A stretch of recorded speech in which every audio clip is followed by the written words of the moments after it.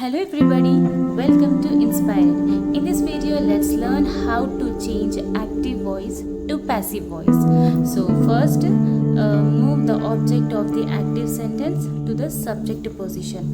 तो active voice का जो भी ऑब्जेक्ट है उसको ना पैसिव वॉइस का सब्जेक्ट बनाना है.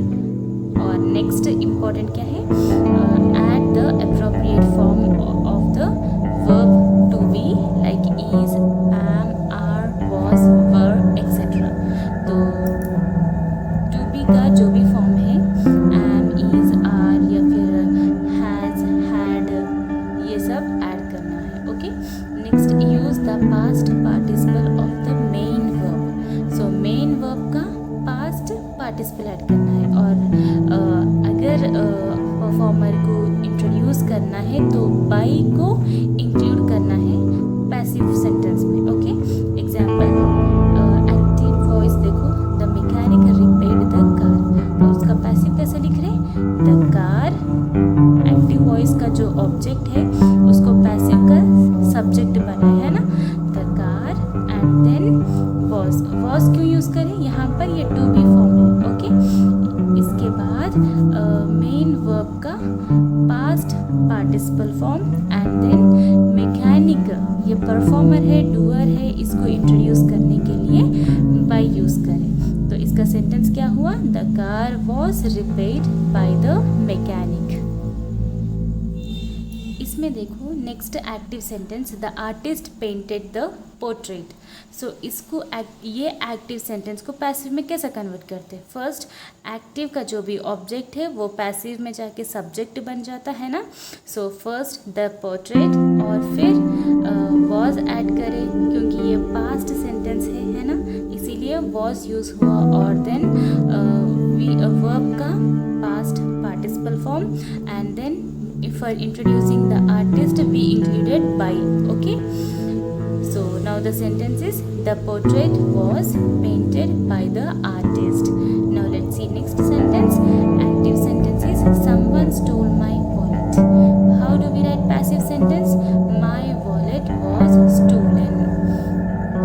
So in this sentence we don't know who stole the wallet, so the subject is left out. Okay.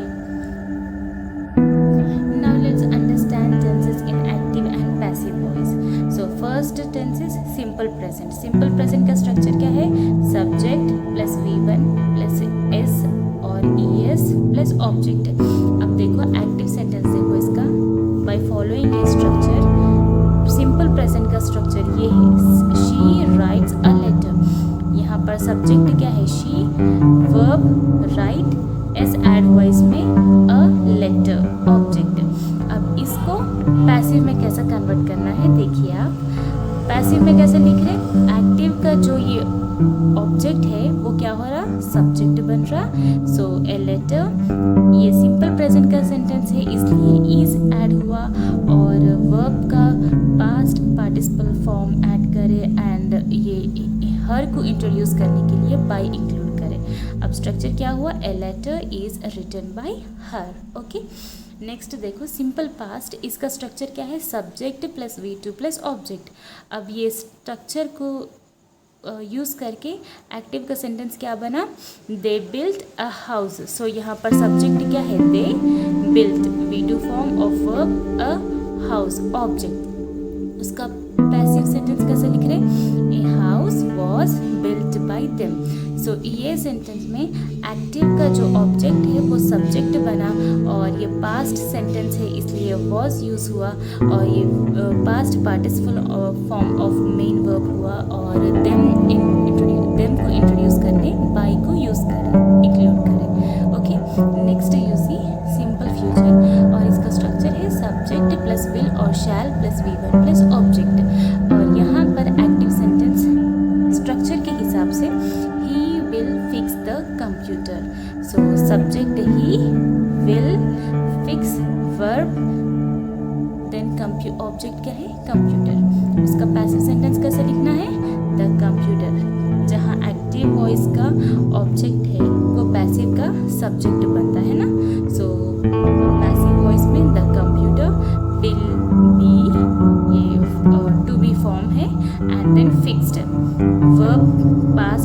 Participle का फॉर्म है by him. Okay, next example present continuous. और present continuous का structure subject plus am और is और are plus V4 plus object. Active voice is she is making a cake. So how do we write passive sentence for this? यहाँ पर जो cake है, active voice का जो object है वो पैसिव में जाके सब्जेक्ट बन जाता और फिर इज एडेड है ना, and then being as it is continuous, so being is added and then made by her. So V3 that is past participle form of verb and by is included to introduce her. Okay, and next one is past continuous. So past continuous का structure is subject plus was or were plus V4 plus object. So active voice, by using this structure, how do we write the sentence? They were playing the painting the wall. So what is subject here? They, and were is used, and painting V4 form, and then wall is the subject. So in past continuous I, he, she, it आया तो was use करना है, और we, you, they आया तो were use करना है। सो इसका सेंटेंस कैसे लिखते हैं पैसिव में? यहाँ पर दे आया तो इसलिए वर यूज करें। इसका सेंटेंस कैसे लिखना है? एक्टिव का जो ये ऑब्जेक्ट है वो क्या हो रहा? पैसिव में सब्जेक्ट बन रहा, और was being painted by them. Okay, और next one is present perfect. इसका स्ट्रक्चर है सब्जेक्ट प्लस हैज और have plus been plus V4 plus object. और यहाँ पे एक्टिव वॉइस देखो, he has finished the report.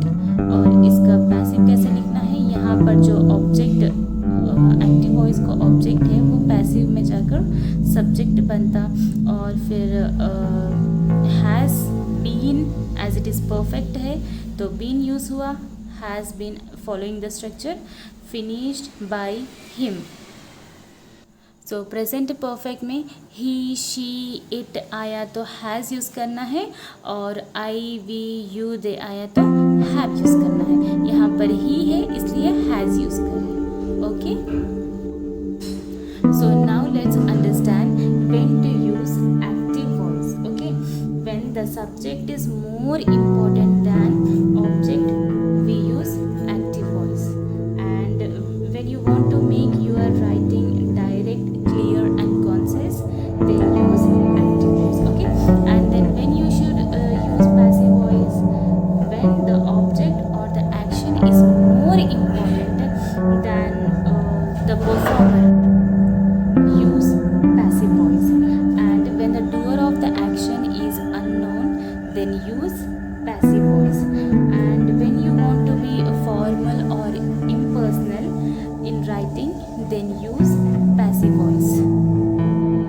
So today in this video we learned how to change active voice to passive voice sentences, and how passive voice can be formed in different tenses by changing the form of the verb to be according to tenses, and when to use active voice and passive voice. So I hope you all understood. So if you like